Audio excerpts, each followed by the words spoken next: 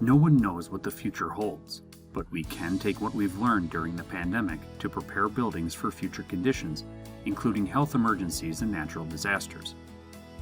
The Johnson Controls Flexible Facilities solution modernizes critical building systems with pre-designed operating strategies and equipment configurations that adapt to new requirements, so you can keep your staff and visitors safe and healthy regardless of conditions. So what does that look like? Let's give an example using a high school. Midnight. It's another day at a rural community high school, and COVID-19 cases continue to slowly decrease with an occasional flare-up, making vigilance still important. The empty high school is ventilated at a reduced rate while in unoccupied ventilation mode, and disinfectant lighting continues to help disinfect the air in classrooms and other spaces. 5 a.m. The control system increases outdoor air and exhaust air to maximum flow rates. It also increases room temperatures and humidity, which reduces the transfer of the coronavirus. 6 a.m. The control system starts to bring room temperatures back to normal conditions for occupancy. 7 a.m. The school opens and students and staff enter the building securely and safely, focused on a day of learning. They are screened at the entrance with thermal scanning cameras. Anyone with an elevated skin temperature waits for 20 minutes in a nearby isolation room, maintaining negative pressure to avoid infecting others. If a second temperature measurement indicates a fever or there are other symptoms, then the student is escorted to the nurse's office. 7:30 a.m. Unfortunately, a student arrives with an elevated temperature.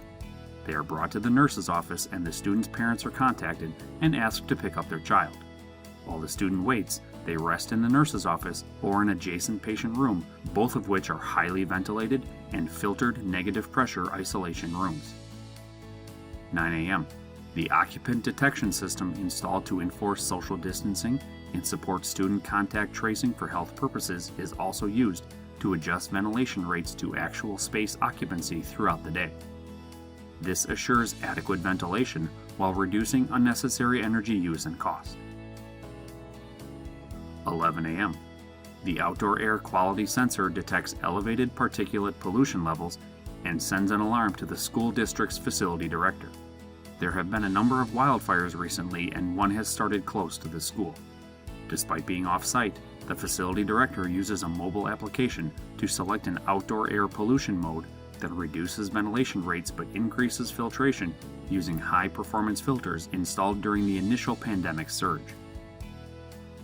12 p.m. The school is notified that a nearby neighborhood is being evacuated, and they will be using the high school gymnasium as an emergency shelter. The thermal sensing cameras at the entrance will help screen incoming community members for elevated temperatures and other symptoms. Ventilation and filtration is increased in the gym as an extra precaution. 1 p.m. The local utility is warning of potential grid outages due to the increase in wildfires. The building manager checks the backup generator testing and maintenance compliance report to confirm readiness and prepare the facility to operate on emergency standby power.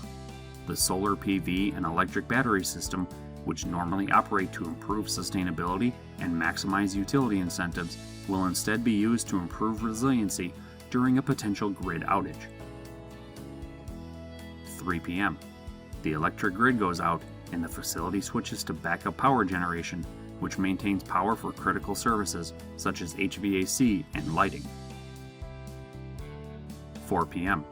With an increased electrical demand for charging mobile devices, refrigerating food, and other critical items, the building manager initiates a demand reduction sequence for reducing non-critical loads, dimming lights, and adjusting temperatures, which is normally used to capture utility demand response incentives. 5 p.m. The electric grid comes back on and the local wildfire has been contained. As outdoor air quality improves and full ventilation is restored, community members, students, and staff return to their homes. A 2-hour ventilation flush is initiated to help disinfect the facility in addition to a thorough physical cleaning. 6 p.m. Because a student was isolated in the nurse's room during the day, after unoccupied conditions are confirmed by the control system, the space is set for disinfectant light treatment, which helps cleanse viral contamination on surfaces. 7 p.m. After-school activities are in full swing. The baseball team has practice and the debate club is meeting.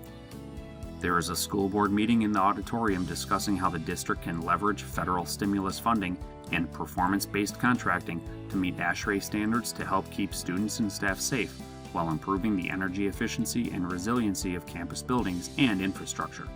The access control system helps keep guests limited to appropriate areas of the building. 10 p.m. The facility again increases ventilation to flush the building while unoccupied, and disinfectant lighting is set to do its work overnight to help treat viral contamination. This is just one example of how the flexible facilities solution can help schools implement rapid infrastructure renewal to assure safe, efficient, and resilient operations and flexible emergency response. Johnson Controls, the power behind your mission.